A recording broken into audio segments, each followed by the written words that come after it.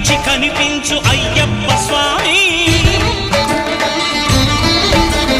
మకర సంక్రాంతి సజ్జోధివై అరుదెంచి మహిమలను చూపించు మణికంఠ స్వామి.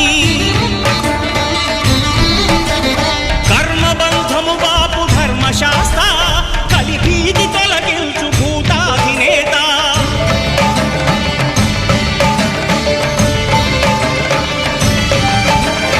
అయ్యప్ప దేవాయ నమః, అభయ స్వరూపాయ నమః.